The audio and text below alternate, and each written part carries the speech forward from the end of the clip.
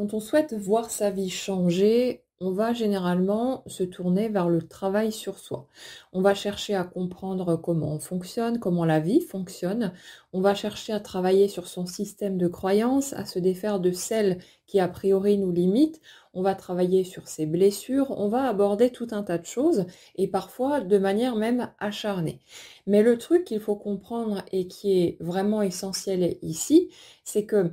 ces éléments-là sont importants, mais ils nous permettent de repousser en fait les limites de notre propre système et d'agrandir le champ des possibles pour nous. Mais le truc, c'est que vous aurez beau avoir travaillé sur toutes les croyances que vous pourriez déceler chez vous, si quotidiennement le type de pensées que vous nourrissez sont des pensées qui vous font vous sentir mal, donc tout ce qui est dans la critique et l'autocritique aussi, si vous vous focalisez sans arrêt sur ce qui ne va pas, sur ce qui vous manque, sur ce qui ne fonctionne pas comme vous le souhaitez, sur de la frustration, sur de la colère, etc., c'est ce type d'énergie qui va produire les résultats que vous allez obtenir et donc qui seront cohérents avec tout ça. Et ça fait que on peut être très frustré de se dire ça fait 5, 10, 20, 30 ans que je travaille sur moi, j'ai utilisé toutes sortes de méthodes, j'ai couru tous les thérapeutes possibles et je ne comprends pas pourquoi ma vie bloque encore, pourquoi est-ce que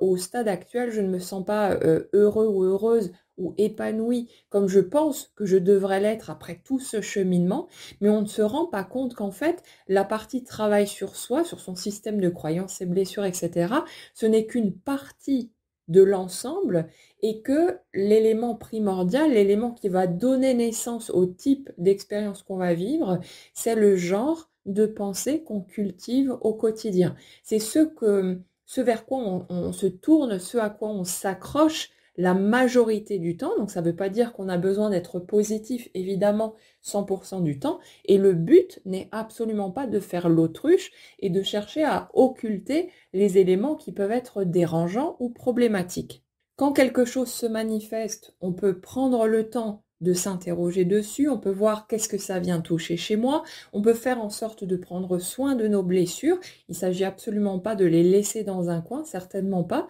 mais ce qui va être important, c'est de faire ce qu'on a à faire de ce côté-là pour se sentir le mieux possible, pour pouvoir faire la paix en fait avec notre passé, avec qui nous sommes, avec les autres également, mais ensuite de choisir de se focaliser sur ce qu'on souhaite plutôt que de rester accroché à ce dont on ne veut pas. Parce que même si on a appris pour la majorité d'entre nous à fonctionner comme ça, ce n'est pas de cette façon qu'on va pouvoir devenir un acteur conscient de la création de notre vie et qu'on va voir les choses changer dans la bonne direction. Donc retenez vraiment ce point-là. On peut travailler sur soi et c'est important d'aller revisiter son système de croyances, de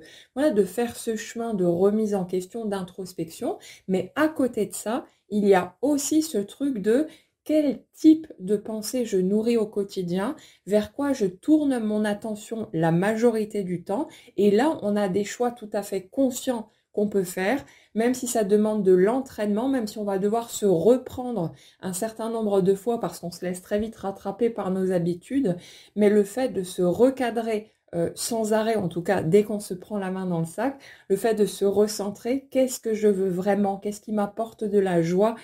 pourquoi est-ce que je peux être reconnaissant, qu'est-ce qui est positif dans ma vie, et là on peut nourrir quelque chose de différent, et petit à petit, en faisant ces petits efforts quand on peut, eh bien, on va nourrir un autre type de pensée, de schéma, et c'est ça qu'on va voir grandir, et c'est ça qu'on va voir se produire dans notre réalité concrète. Donc c'est un aspect extrêmement important et qu'on a besoin de prendre en compte aussi, en plus de ce qu'on peut faire à côté.